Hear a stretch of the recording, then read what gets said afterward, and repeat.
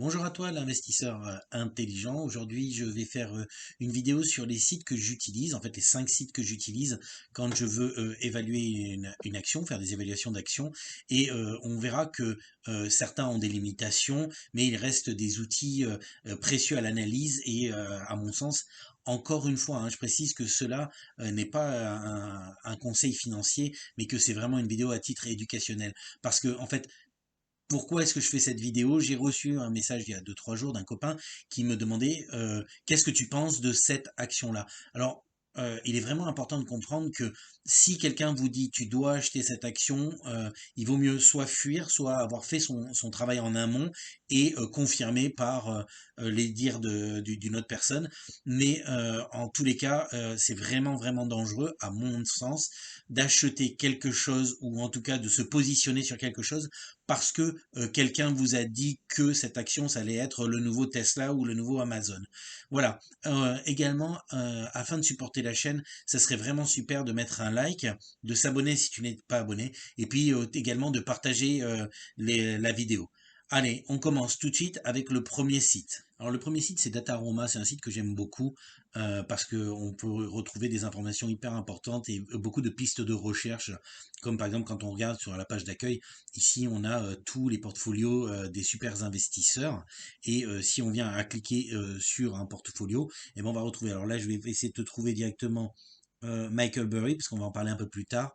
Et on va voir que tout de suite, ça vient et ça nous présente son portfolio. Voilà. Si je reviens en arrière, donc sur la page d'accueil, on retrouve également le top 10 des stocks les plus détenus par les super investisseurs. Les derniers, les top 10 des stocks les plus achetés dans le trimestre précédent. Et quand on continue à descendre, on voit également tous les derniers achats d'initiés qui sont répertoriés en fait par jour de ce côté-là. Et sur ce côté-là, en fait, les stocks des super investisseurs qui ont eu le plus d'achats d'initiés dans les 3 derniers mois. Prenons donc, comme je disais, l'exemple de Michael Burry. Donc je vais pouvoir ici revenir et choisir Michael Burry. Alors, Michael Burry, c'est le manager de fonds qui a prédit la crise des subprimes en 2008, mais que personne n'a cru. Je t'invite d'ailleurs à aller regarder le film Le casse du siècle, où Christian Bale joue le rôle de Michael Burry. Ce film explique bien l'enchaînement des événements de la crise financière de 2008. Revenons donc du coup à Sion Management. Sur Dataroma, on voit qu'en fait, il y a 6 actions dans le portefeuille de Michael Burry. Et c'est là une des limites de Dataroma. C'est que, en fait, ce site ne prend en compte que les actions qui sont reportées au fisc américain, le SEC, à travers les documents dont j'ai parlé rapidement, les 13F.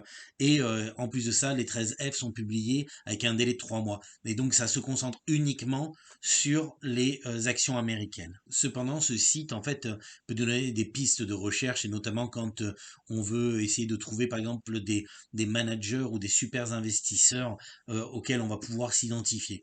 Passons maintenant en fait à ce que moi j'estime être un site complémentaire. Une fois que tu as trouvé un super investisseur qui te plaît ou auquel tu peux t'identifier. Et ce site en fait c'est le Ticker Terminal, c'est également un site gratuit sur lequel tu dois créer un compte. Et là on découvre par exemple sur Michael Burry. Donc Michael Burry, il fait partie et c'est le fonds manager de Sion Asset Management. Et bien quand on regarde, rappelle-toi, il y avait 6 actions, 6 compagnies qui étaient dans Dataroma parce que c'est concentré sur les Américains. Mais là, en fait, on s'aperçoit que son portefeuille est beaucoup plus vaste puisqu'il contient en fait 18 actions différentes, 18 compagnies différentes, et 6 sont américaines, mais 12 sont étrangères, et notamment, on peut retrouver sur la droite d'où elles proviennent, et là, par exemple, on voit du Japon ou du Royaume-Uni. Les informations que j'aime retrouver sur ce site, c'est par exemple le pourcentage détenu dans la compagnie concernée et le poids de cette compagnie dans le portefeuille du manager. Alors, ces informations-là, on va les retrouver ici, dans les pourcentages d'actions détenues. Hein. Là, par exemple, c'est 0,01% de Bristol Myers et ça représente 11,62% du portfolio de Sion Management. Pour que ce soit un peu plus parlant, je vais te prendre un autre exemple dont tu as déjà entendu parler, hein, enfin j'ose espérer quand même. c'est Warren Buffett avec Berkshire Hathaway. Et là, par contre, ça devient beaucoup plus significatif. Pourquoi? Parce que si je prends l'exemple de Kraft Heinz, les mayonnaises ou le ketchup, eh bien, on s'aperçoit que dans le portefeuille d'actions de Berkshire Hathaway, ça ne représente que 3,43%, mais ça représente 27% du nombre d'actions émises par la compagnie. Et là, on comprend tout de suite que c'est une information qui est vraiment importante à absorber parce que si demain Berkshire Hathaway venait à se séparer de leurs actions de Kraft Heinz, eh ben eux ce serait 3,4% de leur portefeuille en fait dont ils se séparaient, ce qui est quand même pas grand chose. Et par contre ça représenterait 27% de l'ensemble des actions de Heinz et du coup ça ferait chuter de façon considérable le prix de l'action. Donc c'est pour ça que j'aime bien ce site et retrouver sur quelles actions ils sont positionnés à l'étranger. Et on voit également chez Berkshire Hathaway qu'il y a des actions, notamment au Japon, qu'on voit ici, comme Mitsubishi Corp ou Mitsui, eh bien ça, ils sont pas reportés sur Dataroma. Donc ça, c'est un des avantages de Ticker Terminal comparé à Dataroma. Passons maintenant au troisième site que j'utilise. Alors, le troisième site, c'est QuickFS. C'est un site gratuit sur lequel il faut créer un compte, mais ça se fait assez rapidement. Et ici, on va commencer à creuser sérieusement et éliminer très rapidement des compagnies ou des actions, car on obtient dès la première page une photo de la performance moyenne du management sur 10 ans et 3 des 4 M moyennés à 10 ans également. Dans notre exemple, là, j'ai pris Facebook, comme tu vois, Meta Platform, et on s'aperçoit que euh, le management, on va le retrouver ici sur les 10 ans des retours médians avec le ROA, le ROE et notre chiffre clé, le ROIC. Et ça, on les veut à plus de 15%. Ici, il est à 19,3%. Pour ce qui est des 10 ans moyennés du dessous, eh ben, en fait, on va retrouver des choses qui nous intéressent pour l'analyse des 4 M. Eh ben, on va utiliser le chiffre d'affaires qui est ici. On va retrouver exactement le free cash flow, donc le cash disponible, le bénéfice net par action qui est ici. Et ces chiffres-là, on les veut au-dessus de 10%. Ici, on s'aperçoit qu'ils sont juste astronomiques puisqu'ils sont à 45% et le plus faible, en fait, c'est celui des avoirs et qui est à 38,6%. Sur la droite, tu vas retrouver les ratios de la dette ici au niveau de la capital structure et ça c'est assez intéressant parce que nous celui qui va nous intéresser je dirais le plus hein, c'est le troisième ici, c'est en fait le passif sur l'actif ou la dette sur les avoirs et là on s'aperçoit que c'est zéro. Nous ce qu'on veut c'est avoir un chiffre ici qui est à moins de 2. Sur la gauche, on va retrouver également les ratios, on va dire, financiers classiques. D'ailleurs, ça pourrait faire l'objet d'une vidéo en soi-même. Mais voilà, celui qui va peut-être nous intéresser, ce sera celui-ci. Ici, je fais le tri en fait sur ce site. C'est-à-dire qu'une fois que j'ai identifié des actions, je viens. Et si ça, c'est pas au-dessus de 15% et ça, c'est pas au-dessus de 10%, je regarde même pas l'action. On va prendre un exemple très concret. Là, je vais prendre une compagnie que tu connais certainement, hein, qui est très connue et que je vais, avec mon système éliminé en 3 secondes. Ici, je vois que j'ai un ROIC qui est à 3,5%. Déjà, ça m'intéresse absolument pas. Et quand je reviens ici, en fait, j'ai des chiffres qui sont loin du 10%. J'élimine. Et voilà, c'est pas, je passe pas plus de temps que ces 5 secondes pour faire une première approche. Sur ce site, après, on peut rentrer dans des choses beaucoup plus concrètes, comme en fait les bilans comptables. Et ils sont mis à jour à chaque publication en fait des rapports annuels. Et là, on va retrouver par exemple les bilans comptables ici. Et ce que j'aime beaucoup, c'est qu'en fait, ils remontent sur 10 ans, donc on peut voir l'évolution. Là, par exemple, on va voir l'évolution de Ford sur en fait le chiffre d'affaires. Et ben, ce chiffre d'affaires, en fait, il est un peu monté, il vivote, là, et il monte et puis il redescend de façon considérable. En fait, il est en dents de scie et on va pouvoir retrouver d'autres choses, les EPS également ici sur 10 ans. Mais déjà avec toutes ces informations-là, dans la page de sommaire, si je descends, je vais retrouver globalement toutes ces informations-là, ce qui va me permettre de dégrossir grandement. Et ensuite, si je veux rentrer vraiment dans la tôle et dans quelque chose de beaucoup plus concret, j'ai accès à toutes les pages du bilan comptable. Alors, le quatrième site dont je voudrais te parler, que j'utilise également, c'est Simply Wall Street. Alors, lui, il a un plan gratuit où tu peux avoir des rapports sur 5 compagnies par mois, gratuite, et ensuite bah, il est payant. Ce que j'aime beaucoup avec ce site-là, c'est qu'il ne se contente pas de se concentrer sur les actions américaines, mais tu peux avoir accès à toutes les actions sur les marchés mondiaux. Donc ça, c'est vraiment un grand, grand avantage. Alors comment il se présente? En fait, il se présente de la manière suivante. Il y a un petit résumé. D'accord, à propos de la compagnie et puis cette espèce de flocon en fait qu'ils appellent, qui te donne très rapidement une photo de qu'est-ce que tu peux espérer de cette compagnie. C'est-à-dire que là, par exemple, quand je vais dans la valeur, c'est-à-dire le rapport entre comment elle est évaluée par ce site et le prix actuel d'achat, quel est son potentiel futur, son passé, comment ça s'est comporté, et par exemple, health, c'est pour la santé financière et si elle propose ou pas des dividendes à ses investisseurs. Ensuite, quand on descend, on voit les plus et les moins. Ici, par exemple, ils estiment que le prix en fait de l'action aujourd'hui, hein, donc le 6 avril, c'est 60% en dessous de leur estimation, que la croissance ça va être de 8,9% et que c'était 35%. Et il y a surtout pas de risque détecté avec Facebook. Donc si je continue en fait à descendre, je vais retrouver la compétition à ce niveau-là, un historique de la courbe et les événements qui sont majeurs, donc par exemple les événements qui concernent le management, les dividendes, la stratégie ou des choses comme ça. Ça, c'est assez intéressant, je trouve. C'est les dernières nouvelles ou publications à propos de la compagnie. Donc dans l'évaluation en fait de la compagnie, et tu vois, ce que j'aime bien, c'est ce truc-là, parce que ça c'est tout à fait lisible, en se disant est-ce que le prix de cette action est très sous-évalué. Mais attention, il faut comprendre la méthode avec laquelle il travaille. Et ça, si tu veux comprendre la méthode, eh ben, il faut aller dans les data comme tu as ici, et tu vas t'apercevoir qu'ils font une projection en fait du cash qui est à l'heure actuelle dans les caisses globalement de la compagnie.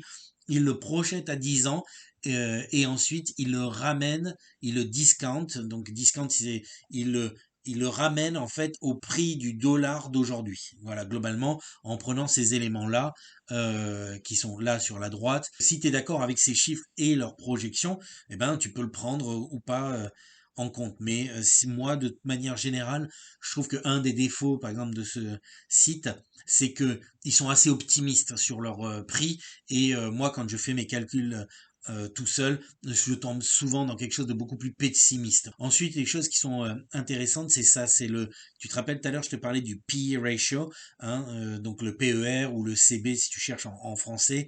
Donc ce qui est intéressant, c'est de voir comment se positionne la compagnie par rapport à l'industrie. Ici, on voit que de manière générale, dans l'industrie de la technologie, les rapports entre le prix et les bénéfices nets par action se situent aux alentours de 32 fois. Et là, on n'est qu'à 16. Donc, on pourrait estimer que oui, comme ça, la compagnie est sous-évaluée. Ensuite, comparé au marché, eh ben, le marché, en règle générale, c'est un marché qui est stable et cohérent, il est aux alentours de 15. Donc là, on a 17, il est un peu élevé. C'est-à-dire qu'on pourrait dire que le marché général américain est un peu surévalué. Voilà, donc après je passe tout ça, tu pourras regarder ce qui t'intéresse. Ça, c'est quelque chose que j'aime voir, le bénéfice net en fait par action, parce que ça, c'est les projections par rapport aux analystes, qui est ici en règle générale, et les analystes, comme tu vois, il y en a 52 qui suivent Facebook, et à partir de là, après, c'est combien d'analystes se sont positionnés, donc on voit qu'on en a perdu 3, et puis là, on a plus que 21, c'est-à-dire que au-delà de 2 ans, ça commence à être un peu la boule de cristal, quoi. Donc voilà, mais on voit que là, dans l'absolu, normalement, si les analyses ne se trompent pas, eh ben ça devrait descendre. Pourquoi ça devrait descendre? Ça, c'est une question que tu peux te poser. Et après, ça devrait repartir. Voilà. Le ROE, ça c'est une petite photo pour confirmer les informations qu'on a trouvées sur QuickFS, comment se comporte le management. Et là, on voit qu'il est aux alentours de 23%. Et ben moi, par exemple, je prends ce chiffre et il va avec ce qu'on a trouvé sur QuickFS. Donc, je suis content et je suis plutôt confiant avec ce chiffre-là. Ensuite, si je continue dans les performances en fait qui ont eu lieu, quelque chose que j'aime bien, c'est confirmer ces chiffres-là, le ROA et le ROCE, qui est un peu l'équivalent du ROIC, et on se retrouve dans les mêmes fourchette que le Quick FS, et donc moi ça me confirme et je suis confiant par rapport à ces chiffres-là. Si je continue, on va dans le 4, section 4. La section 4, c'est la sécurité financière. J'ai pas besoin d'aller plus loin que ça, moi, quand je regarde ce site, parce que ce que je veux voir, c'est cette colonne qui est là, qui est en fait la dette à long terme, plus de 1 an, et cette colonne qui est là, en fait, qui est les avoirs à court terme de moins de 12 ans, 12 mois. Donc, ce que je veux voir, c'est que, est-ce que si je divise ça par ça, j'ai un chiffre qui est inférieur à 2. Ici, on voit bien que si je divise 20 milliards par 66 milliards, on va être aux alentours de 0,3, donc on est bien bien loin des 0,2, et donc ça me confirme qu'il y a une bonne gestion de la dette pour le moment. Et comme je dis, hein, il n'y a pas besoin de calculatrice. Ensuite, une partie que j'aime également, mais là on le voit pas, c'est les dividendes. Alors ce que je vais faire, c'est que je vais essayer de te montrer une autre compagnie, comme par exemple la compagnie Orange. Voilà, Orange en France. Hop, je la prends et je vais aller directement sur le dividende. Voilà. Et là, on voit que la chose intéressante, c'est ça. C'est que à l'heure actuelle, le dividende, c'est 6,54%. Donc ça veut dire que si j'achète entre aujourd'hui et le 7 juin des actions, ces actions, en fait, vont me payer 6,54% dès que le dividende va être payé. Mais pour ça, il faut que je les ai achetés ici et que je les ai détenus passé cette date-là. Voilà, globalement, c'est un peu l'idée. Euh, Si je les ai détenus avant ça et que je les revends par exemple le 10 juin ou le 12 juin, eh ben c'est moi qui vais prendre les dividendes et pas celui qui va m'acheter les actions. Donc je sais qu'il y a beaucoup de gens qui se positionnent là-dessus, mais enfin 6,54%, c'est quand même énorme. Enfin, voilà. Les deux derniers sites dont je voulais te parler, que moi j'utilise, c'est ce site qui s'appelle nasdaq.com. Et dessus, alors là pareil, on retourne sur souvent de l'américain et les suivis en fait d'actions américaines. Bon, faut pas se cacher, 55% de la capitalisation des marchés se fait sur les compagnies américaines. Donc c'est un peu normal qu'il y ait beaucoup plus de choses disponibles sur les marchés américains. Ici, ce que j'aime bien, c'est trouver ça. C'est-à-dire que ça, c'est basé sur les analyses enfin sur 34 opinions d'analystes, et tu as la liste qui est là en dessous. Donc après, tu es plus ou moins confiant en fonction de ce que tu vois, ce que tu connais, puis avec l'expérience, ça va venir. Et là, par exemple, eux, eh ben, ils te disent que c'est le consensus global. Donc il y a quand même c'est quand même populaire, c'est d'acheter par exemple. Donc je suis revenu, et ensuite ce que j'aime bien, c'est que ça reprend ces analyses là, et ça projette en fait une fourchette de prix. C'est-à-dire que dans les 12 prochains mois, globalement, la fourchette de prix en fonction de ce qui a été donné par les analystes, eh ben, c'est de 220 dollars l'action à 466 dollars, avec un prix moyen qui est à 325,6 dollars par action Facebook. Donc voilà, moi j'aime bien ce site, c'est un site qui est gratuit également, facile d'accès, mais comme je dis, qu'à la limitation de ne se concentrer que sur les actions américaines. Le dernier, c'est un site, alors lui, qui te donne accès gratuitement. T'as pas besoin de créer forcément un compte, mais si tu crées un compte et que tu commences à payer, là par contre ça commence à être vraiment vraiment cher. Mais ce que j'aime bien avec ce site-là, et là je reprends l'exemple de Facebook, c'est que globalement, il te concentre toutes les données, et en fait un espèce d'historique de comment s'est comportée l'action sur les 10 années précédentes, tu vois, et ça se voit avec ces petites étoiles qui sont ici, c'est un petit peu l'indice de confiance, on va dire. Et après, ce que j'aime bien, c'est ça. C'est ici, tu as encore un espèce de flocon qui te dit, bah voilà, eux, selon leurs critères, et qui sont quand même assez pointus, c'est une entreprise qui est hyper profitable, qui a un potentiel de croissance énorme, qui a une santé financière qui est très très bonne, qui à l'heure actuelle est beaucoup moins dans les petits papiers des gens, et qui a pas le vent en poupe. Ben, on le voit puisque le prix d'action a dégringolé, hein, on le voit ici. Et eux, ils donnent une valeur également qui est leur valeur intrinsèque. Et donc on voit que ben ils seraient plutôt à se positionner dans le bas de l'échelle qu'on a vu par exemple sur Nasdaq. Et ensuite, ce qui est bien, c'est que là-dedans, tu vas retrouver plein d'informations, et je pense que dans un premier temps, c'est celle-ci qui peut t'intéresser. C'est cette espèce de courbe avec quelle est, eux, leur estimation, donc c'est la courbe qu'on voit en noir là, et ensuite, au-dessus et en dessous, ça c'est sous-évalué de 10, 20, 30, 40% et surévalué de 10, 20, 30 et 40%. Et là, pour eux, par exemple, ils estiment que la valeur actuelle de l'action Facebook est sous-évaluée de 39%. Et je pense que c'est plus, à mon sens, plus correct que ce qu'on pouvait retrouver sur Simply Wall Street, où je ne sais pas si tu te rappelles, mais eux, ils étaient à 61% en dessous de la valeur intrinsèque. Donc, si on prend en fait entre les deux, ben moi je prendrais plutôt ça parce que c'est plus conservatif et on va retrouver des chiffres dedans qui vont confirmer encore une fois les éléments parce que eux les calculent de façon indépendante. Voilà, bah écoute, là je pense que j'ai fait le tour. Comme je disais, un site français pour les actions françaises que j'utilise, c'est Boursorama. Je t'invite même à aller regarder de toi-même, essayer de retrouver des informations. Encore une fois, si tu as aimé cette vidéo, eh ben n'oublie pas de mettre un petit like et de t'abonner si t'es pas abonné. N'hésite pas à partager cette vidéo pour faire vivre la chaîne et puis lui donner un petit peu plus d'exposition à travers eh ben, le réseau. Voilà, écoute, encore une fois, bon courage. J'espère que ça va bien t'aider à dégrossir ou en tout cas à avancer dans tes évaluations d'actions à titre individuel. Et puis à bientôt pour une autre vidéo.